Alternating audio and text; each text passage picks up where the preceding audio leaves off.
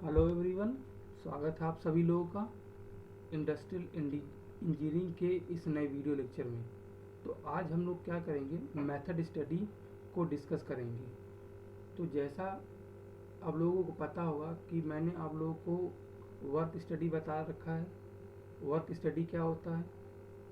Work study के दो component होते हैं, एक मेथड स्टडी होता है, एक वर्क मेजरमेंट होता है। और जो वर्क स्टडी होती है उसके जो वेरियस उसके जो प्रोसीजर्स क्या होते हैं, उसके इट्स जो इसमें इट्स स्टेप्स जो होते हैं वो मैंने आप लोगों को डिस्कस कर रखा है। तो आज हम लोग क्या करेंगे, मेथड स्टडी को स्टार्ट करेंगे। तो वर्क स्टडी होता क्या है? वर्क स्टडी क्या होता है? बेसिकली आपको किसी जॉब को करने के लिए बेस्ट पॉसिबल मेथड चाहिए होता है। तो उसको अचीव करने के दो टेक्निक हैं, मतलब इसके दो कंपोनेंट है, एक मेथड स्टडी, एक वर्क मेजरमेंट है। तो अब मेथड स्टडी के अंदर हम लोग क्या स्टडी करते हैं उसको देखेंगे, और बाद में लोग देखेंगे वर्क मेजरमेंट क्या होता है। तो चलिए शुरू करते हैं इस वीडियो लेक्चर को। तो अगर हम बात करें कि मेथड स्टडी के बारे में, तो मेथड स्टडी का जो कॉन्सेप्ट है, सबसे पहले जो इसके कॉन्सेप्ट को दिया था उनका नाम था गिलबर्ट, नाम था उनका। क्या नाम था? गिलबर्ट नाम था, ठीक है। इनको मेथड स्टडी के फाउंडर कहा जाता है इनको, राइट। तो गिलबर्ट को इसके फाउंडर कहा जाता है। तो इनके हिसाब से, ठीक है, इसके इसके इनके इनके हिसाब से अकॉर्डिंग टू हिम क्या है work study? Study of body motion, study of body motion used in performing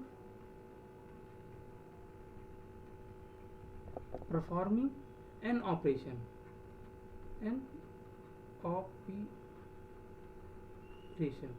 तो कोई भी ऑपरेशन, अगर आप लोग कोई टास्क परफॉर्म कर रहे हैं, तो उसमें जो आपका उस जॉब को परफॉर्म करने में आपके जो बॉडी के जो मोशंस होते हैं उनकी स्टडी को इन्होंने बताया मेथड स्टडी है। तो ये गिलबर्ट के अकॉर्डिंग डिफिनीशन है मेथड स्टडी की। तो इसका जो पर्पस क्या था, अगर कोई पूछे कि इसके मोशन स्टडी का जो मेथड स्टडी है या फिर मोशन स्टडी का जो पर्पस है, उसका जो पर्पस है, कोई पर्पस पूछे आपसे तो पर्पस में क्या बताएंगे आप लोग? ठीक है, to eliminate unnecessary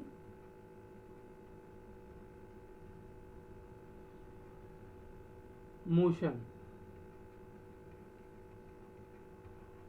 of the body, right. तो अगर कोई टास्क हम लोग कर रहे हैं तो उस टास्क को करने में हमें बॉडी के बहुत डिफरेंट मोशन होंगे, डिफरेंट पोस्चर्स होंगे। तो उनमें से कुछ ऐसे मोशंस होंगे जो टास्क हम लोग कर रहे हैं उसमें उसका कोई भी वैल्यू एडिशन नहीं होगा। तो उन टास्क को करने में हमें क्या टाइम भी लग रहा है, और वो हमारे लिए कुछ इंपॉर्टेंस भी नहीं है। तो हम लोग क्या करते हैं, उसको एलिमिनेट कर देते हैं। तो जिससे एलिमिनेट हम लोग कर देते हैं, तो जो टास्क जो पहले समय लग रहा था, जो अब समय लगेगा वो कम हो जाएगा।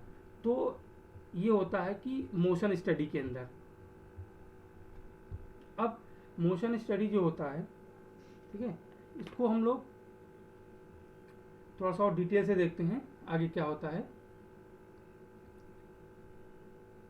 तो इसका इंट्रोडक्शन देख लेते हैं हम लोग मोशन स्टडी का, इसके बारे में क्या कर लेते हैं।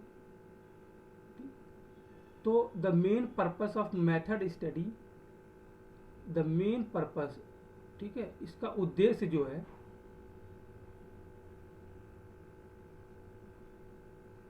Of method study to eliminate, हमको निकालना है द अननेसेसरी ऑपरेशंस, ऐसे ऑपरेशंस जिनका हमें ज़रूरत ही नहीं है, और to achieve the best method of performing the operation. तो जो ऑपरेशन हम लोग कर रहे हैं उसमें ऐसे ऑपरेशंस होंगे जो अननेसेसरी होंगे, जिनका कोई मतलब नहीं होगा, लेकिन वो सिस्टम में प्रेजेंट है, तो उन्हें हमें क्या करना है, हटाना है और बेस्ट मेथड को लेके आना है, राइट।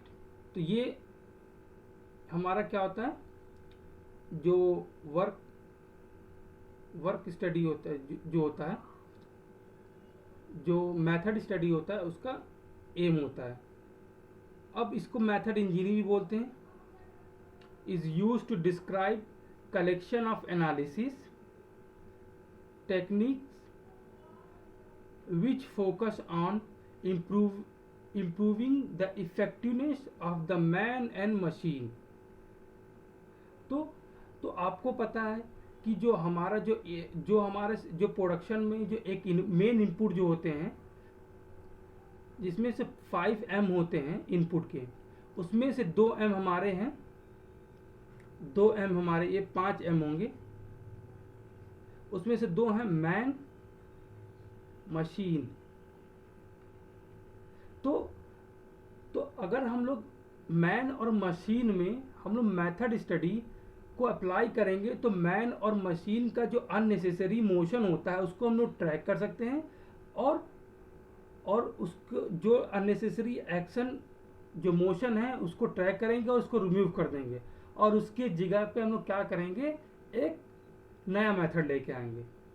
तो ये हमारा होता है मेथड स्टडी होता है। अब अगर हमने क्या किया, जो अननेसेसरी मूवमेंट है इसको हमने डिटेक्ट कर लिया, तो हमारा जो सिस्टम है उसकी जो इफेक्टिवनेस होगी वो बढ़ जाएगी, राइट। तो ये हो गया इंट्रोडक्शन टाइप का हो गया। अब इसी डिफिनीशन देख लेते हैं। ब्रिटिश स्टैंडर्ड्स इंस्टीट्यूट के द्वारा जो डिफिनीशन दी गई है, बस आप लोग इसको ध्यान रखिएगा। Method study systematic recording.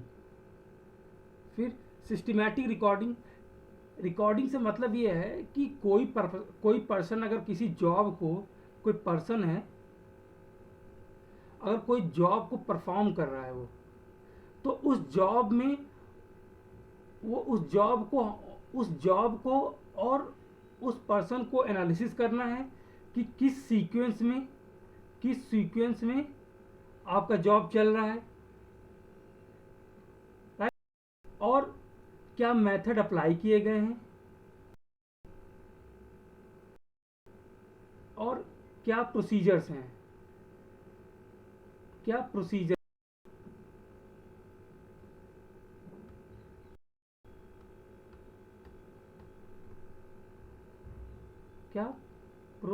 हैं इस टास्क को करने के, और critical examination of existing and way of doing work, और क्रिटिकल एग्जामिनेशन ऑफ, कहने का मतलब है जॉब आप कर रहे हैं उसमें एक सर्टेन मेथड अप्लाई कर रहे होंगे, वो हमारा क्या हो जाता है, एग्जिस्टिंग जाएगा, प्रेजेंट का जो मेथड है, और प्रपोज्ड वे मतलब कि जो हम लोग प्रपोज करेंगे, और क्रिटिकल एग्जाम मतलब ये होता है कि हम लोग कुछ ऐसे क्वेश्चन पुटअप करेंगे कि ये जो प्रोसेस हो रहा है ये ऐसा ही क्यों हो रहा है, इसको क्यों लोग कर रहे हैं, अगर इसमें 4 लोग हैं तो 4 लोग ही क्यों कर रहे हैं, 5 लोग हैं तो 5 लोग ही कर रहे हैं, 2 लोग कर सकते हैं। तो ये सब चीज़ें हम लोग क्या करेंगे, क्वेश्चन पूछेंगे और इसका एग्जामिनेशन करेंगे। Means of developing and applying easier and more effective methods reducing cost. तो एक ये साधन है जिससे हम लोग क्या कर सकते हैं, हमारा कॉम्प्लेक्स जॉब रहता है उसको हम लोग ईजी बना सकते हैं और इफेक्टिव होगा, पहले से बेटर होगा, और अगर हमारा मेथड क्या होगा, अगर इफ़ेक्टिव होगा, बेटर होगा, तो जाहिर सी बात है उसमें जो हमारा वेस्टेज होगा मटेरियल का वो भी कम हो जाएगा, तो जिससे हमारा कॉस्ट भी क्या हो जाएगा, डिक्रीज कर जाएगा। तो ये हमारा क्या है, एक डिफिनीशन है, स्टैंडर्ड डिफिनीशन है मेथड स्टडी की, राइट। अब ऑब्जेक्टिव्स देखते हैं मेथड स्टडीज के ऑब्जेक्टिव्स क्या होते हैं, जो उद्देश्य की कौन से ऐसे उद्देश्य है जिसको हम लोग प्राप्त करना चाहते हैं। तो पहला क्या हो जाएगा, to present an analysis true fact concerning the situation और वर्क। तो कोई भी जॉब अगर परफॉर्म किया जा रहा है तो उसके जो फैक्ट्स होते हैं, फैक्ट्स का मतलब है कि क्या प्रोसीजर्स हैं, क्या मेथड्स हैं, कितने लोग हैं, कितने लोग की और ज़रूरत है, ये सब चीज़ें हम लोग क्या करेंगे, उसके बारे में रिकॉर्ड करेंगे, उसको जानेंगे। वो जो मेथड, जो जिस मेथड से परफॉर्म किया जा रहा है उस मेथड को समझेंगे हम लोग, राइट। तो ये होता है इसमें। फिर to examine those fact critically, फिर क्या करेंगे हम लोग, वो जो फैक्ट्स हैं उनको क्या करेंगे हम लोग, एग्जामिन करेंगे। फिर ये होगा क्या, to develop the best answer possible under given circumstances. तो जो प्रीवियसली जो क्वेश्चन हम लोगों ने आप पूछे थे और उसके कुछ आंसर हमें मिले होंगे, तो उन आंसर्स को हम क्या करेंगे, उसको एनालाइज करेंगे और उसको ध्यान में रखते हुए एक बेस्ट पॉसिबल आंसर देंगे। वो आंसर जो होंगे फैक्ट्स पे बेस्ड होंगे, ऐसा नहीं कि रैंडमली होगा। तो हम लोग इसके ये ऑब्जेक्टिव रहते हैं इसके, to develop the best answer possible under the given circumstances. जो प्रेजेंट वर्क हमको दिया गया है उसकी हम एनालिसिस करेंगे और उसका जो रिजल्ट आएगा एनालिसिस का, उससे हम लोग क्या करेंगे, एक नया मेथड डेवलप करेंगे। और जो नया मेथड होगा, हम लोग रिकॉर्डिंग इसीलिए करते हैं कि जो नया प्रपोज्ड मेथड ले रहे हैं उसको हम लोग क्या करेंगे, जो प्रीवियस मेथड है, जो रिकॉर्डेड डेटा है, उससे हम लोग क्या करते हैं, मैच करते हैं। तो एक कंपैरिजन के लिए हम लोग क्या करते हैं, डेटा को रिकॉर्ड करते हैं, जिससे हमें पता चल सकता है कि जो नया वाला प्रोसीजर आया है क्या वो राइट है या रॉन्ग है, क्या उसमें मॉडिफिकेशन हो सकता है कि मॉडिफिकेशन नहीं हो सकता है। तो ये हमारा हो गया ऑब्जेक्टिव्स ऑफ मेथड स्टडी।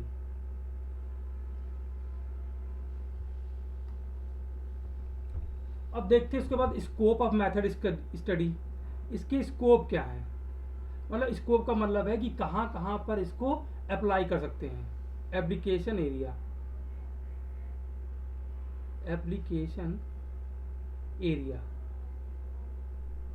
तो ऐसा नहीं है कि जो मेथड स्टडी है वह केवल प्रोडक्शन तक ही लिमिटेड है, ये हर जगह लग सकता है। जहाँ पे भी मोशन हो रहा है वहाँ पर ये क्या करेगा, इसकी ज़रूरत होगी वहाँ पे। तो देखते हैं वन बाय वन करके। To improve work methods and procedures. तो जहाँ पर हमको वर्क मेथड्स और कुछ प्रोसीजर्स होते हैं उसमें इम्प्रूवमेंट चाहिए होता है, तो हम लोग क्या कर सकते हैं, मेथड स्टडी को अप्लाई कर सकते हैं। लाइक जैसे मान लीजिए आप अनीलिंग कर रहे हो, तो इससे कुछ प्रोसेस होते हैं, उन प्रोसेसेस को हम लोग स्टडी कर सकते हैं, उसको रिकॉर्ड कर सकते हैं और जो प्रपोज क्या कुछ कर सकते हैं, मतलब कुछ नया मेथड प्रपोज कर सकते हैं इसमें। उसी तरह मान लीजिए टर्निंग हो रही हो लेथ पे, तो ये सब क्या इनकी स्टडी करना हमें। और जो टर्निंग में वेरियस स्टेप्स होते हैं उनको एग्जामिन करेंगे, उन जो वर्कर उस जॉब को परफॉर्म कर रहा होगा उसके मूवमेंट को देखेंगे। तो ये हमारा किसके अंदर आ जाता है, मेथड स्टडी के अंदर आता है। फिर अगला क्या, to determine the best sequence of doing work. तो हम लोग क्या करेंगे, एक अच्छा सा सीक्वेंस निकालेंगे जो बेस्ट पॉसिबल सीक्वेंस होगा। अब बेस्ट पॉसिबल का मतलब ये है कि जो वर्कर उसको कर रहा है उसको करने में उसको ज़्यादा समय ना लगे, वो इजी हो और और बेस्ट पॉसिबल मतलब कि बेस्ट हो, मतलब करने का जो तरीका है वो बहुत ही अच्छा हो। तो जिससे क्या होगा, वर्कर्स जो होंगे उस वर्क को क्या करेंगे, इंजॉय करेंगे, तो उनकी प्रोडक्टिविटी क्या हो जाएगी, इंक्रीज हो जाएगी। फिर क्या करेंगे, फिर क्या, to smoothen material flow with minimum backtracking and improved layout. तो मोशन जो मेथड स्टडी होता है, इससे हम लोग क्या करेंगे, जो जो हमारा सिस्टम होगा उसको हम लोग क्या करेंगे, स्टडी करेंगे। और अगर किसी सिस्टम में मटेरियल का फ्लो हो रहा है तो उस फ्लो को क्या करेंगे, हम लोग रिड्यूस करेंगे। कहने का मतलब है कि मान लीजिए कि जो मटेरियल का फ्लो है वो 10 वर्क स्टेशन से होकर गुजरता है। अब उसको हम लोग हो सकता है कि एनालिसिस करेंगे, क्रिटिकल एग्जामिनेशन करेंगे, तो हो सकता है कि जो प्रोसेस वो जो वर्क स्टेशन में पहुंचने में 10 स्टेप्स में जाता था, हो सकता है कि वो केवल 8 स्टेप्स में ही पहुंच जाए। तो 2 स्टेप्स हमारे क्या हो गए, रिमूव हो गए। तो 2 स्टेप रिमूव हो गए तो उस पर जो रिसोर्सेस लगते हैं वो भी रिमूव हो गए, जो टाइम होता है वो भी रिमूव हो जाएगा। तो इससे हमारा क्या हो जाएगा, जो सिस्टम के अंदर है इन्वेंट्री बिल्डअप नहीं होगी। और जब इन्वेंट्री बिल्डअप नहीं होगी तो हमें उस इन्वेंट्री को केयर नहीं करना पड़ेगा, और जिससे एक्स्ट्रा मनी हमको देना नहीं पड़ेगा। उसके बाद क्या करें, टू इम्प्रूव लेआउट। अब इम्प्रूव लेआउट का क्या मतलब है, जैसे मान लीजिए कहीं पे लेआउट का मतलब है कि मान लीजिए इस एरिया में आपके रेंडमली, ठीक है, मान लेते इस एरिया में एक चेयर के पास रेंडमली 3 लोग बैठे हैं, और सेम एरिया में अगर ये चेयर है और यहां पे हम लोग 4 लोगों को बैठा दें, तो इससे क्या हो जाएगा, जो हमारा लेआउट है उसका इफेक्टिव यूटिलाइजेशन होने लगा। राइट, तो वर्क स्टडी यहां पे भी यूज कर सकते हैं। To improve the working condition, इससे वर्किंग कंडीशन को इम्प्रूव किया जा सकता है। कैसे, कि जैसे कि मान लीजिए कि जो हमारा जो वर्क फोर्स है, जो मैन है या फिर मटीरियल, मैन या फिर मशीन है, वो किस इन्वायरमेंट में वर्क कर रहा है उसकी स्टडी कर सकते हैं, कि वहाँ का टेम्परेचर कैसा, उसका ह्यूमिडिटी कैसा है, वहाँ पे सेफ्टी मेजर्स हैं या नहीं है। तो इन सब को भी हम लोग क्या कर सकते हैं, मेथड स्टडी के द्वारा क्या कर सकते हैं, स्टडी कर सकते हैं। और जिससे होगा क्या, इनकी जो इफिशियंसी होगी वो क्या हो जाएगा, इफिशियंसी बढ़ जाएगी। To reduce monotony in the work, तो इससे होगा क्या, कहने का मतलब है कि जो मोनोटोनी का मतलब होता है कि सिंगल, तो इससे होगा क्या, अगर हम लोग मेथड स्टडी लगाएंगे तो जो वर्क पहले केवल सिंगल मेथड से होता था, वर्क मतलब मेथड स्टडी के द्वारा हम लोग क्या करेंगे, एक से अधिक तरीके निकालेंगे, जिससे हमारा क्या हो जाएगा, जिससे हमारा क्या हो जाएगा, मोनोटोनी जो होता है, ठीक है, स्वामित्व हो जाए, एक स्वामित्व जो होता है वो क्या हो जाएगा, वहां से हट जाएगा।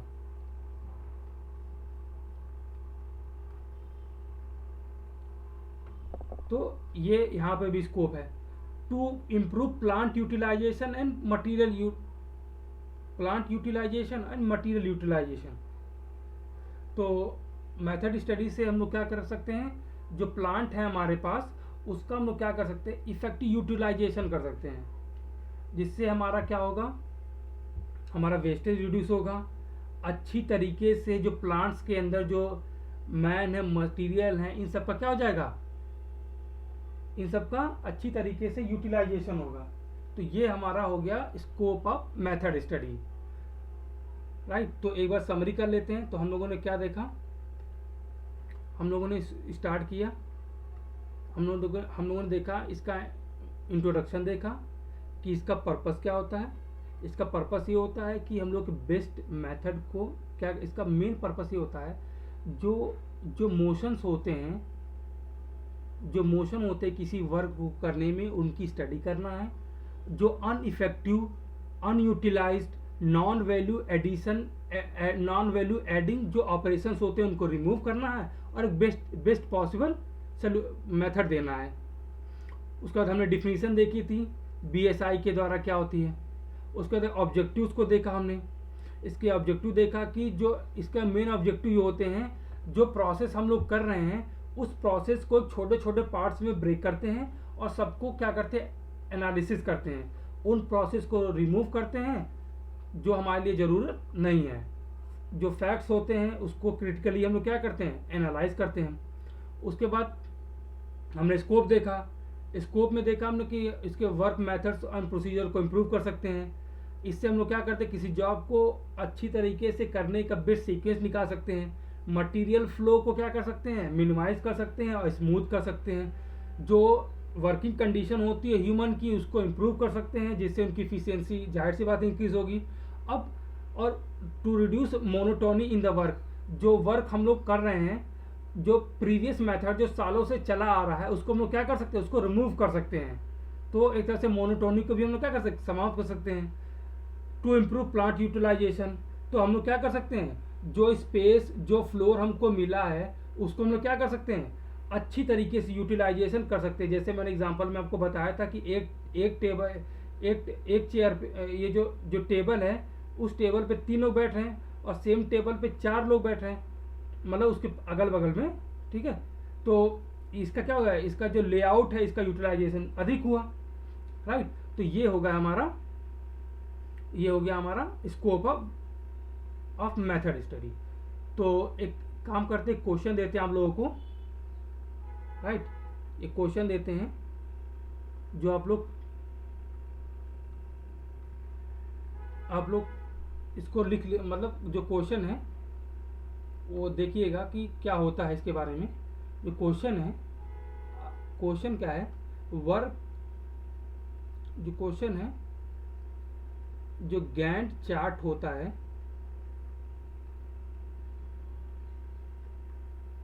गैंट चार्ट का यूज क्या होता है,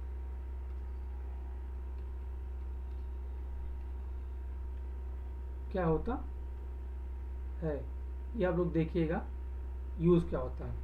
क्या ये रिकॉर्डिंग के काम में आता है या फिर और किसी काम में आता है, आप लोग अपने आंसर कमेंट बॉक्स में लिखिएगा। आप लोग लिखेंगे किसी टॉपिक के बारे में तो उससे होता क्या है, तो लिखने के लिए आप कुछ पढ़ेंगे और जब कुछ पढ़ेंगे तो आप वो चीज़ें याद रहेंगी। तो जब आप लोग क्वेश्चन को जब आपके सामने आएगा तो उसको